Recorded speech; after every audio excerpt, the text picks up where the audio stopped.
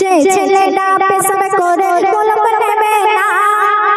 শুনবেন তো আমি গাইবো, ওরা বলবে দুই পাঁচ স্টেজ থেকে নাম তারপর তো হবে, তাই তো?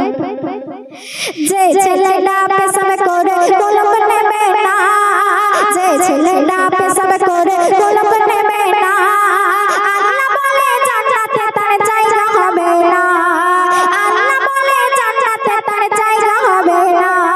মোর নবীজির নাম শুনেছে দরুদ পড়বে না, মোর নবীজির নাম শুনেছে দরুদ পড়বে না, কাল হাসরে আমার নবী জামায়াতে পাবে না, কাল হাসরে আমার নবী জামায়াতে পাবে না।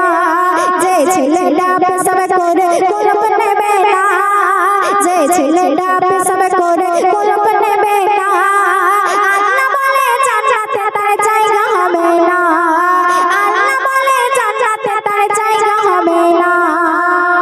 এবার মা বোনদের সম্পর্কে অতি মূল্যবান কথা কবি লিখছিস না। আজান হলে যে মেয়েরা তাই না মাথায় কাপড়, আমার মা বোনের একটু মনোযোগ দিয়ে শুনুন, ঠিক আছে? আর আজান হলে যে মেয়েরা তাই না মাথায় কাপড়, আর বিয়ের পরে দেখবে অনেকের স্বামী গাঁজাখোর।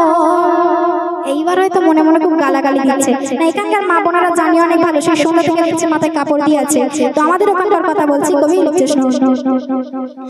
আজান হলে যে মেয়েরা তাই না মাথায় কাপড়, আর বিয়ের পরে দেখবে অনেকের স্বামী গাঁজাখোর, আর বিয়ের পরে দেখবে অনেকের স্বামী গাঁজাখোর। যে মেয়েরা বিয়ের আগে কোরআন শিখবে না, সেই মেয়েকে কোনো বাড়িতে বৌমা করো না। যে মেয়েরা সারাদিন কান হতে ফোন ছাড়ে না, যে মেয়েরা সারাদিন কান হতে ফোন ছাড়ে না, কি হবে? তাদের 3-4 বার বিয়ে হলেও কোনো স্বামী টিকবে না, তাদের 3-4 বার বিয়ে হলেও কোনো স্বামী টিকবে না। যে ছেলেটা পেশাব করে কলম নেবে না, যে ছেলেটা পেশাব করে কলম নেবে না, আল্লাহ বলে জান্নাতে তার জায়গা হবে না, আল্লাহ বলে জান্নাতে তার জায়গা হবে না। শেষ সাথে কবি নাম শোন।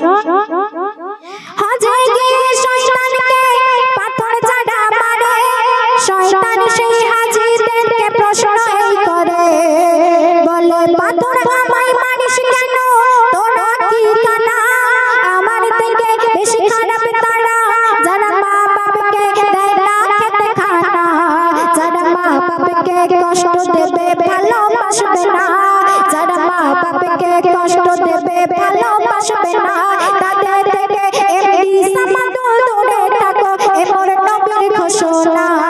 যে ছেলেটা পেশাব করে কলম নেবে না, যে ছেলেটা পেশাব করে কলম নেবে না, আল্লাহ বলে জান্নাতে তার জায়গা হবে না, আল্লাহ বলে জান্নাতে তার জায়গা হবে না। মোর নবীজির নাম শুনেছে দরুদ পড়বে না, মোর নবীজির নাম শুনেছে দরুদ পড়বে না।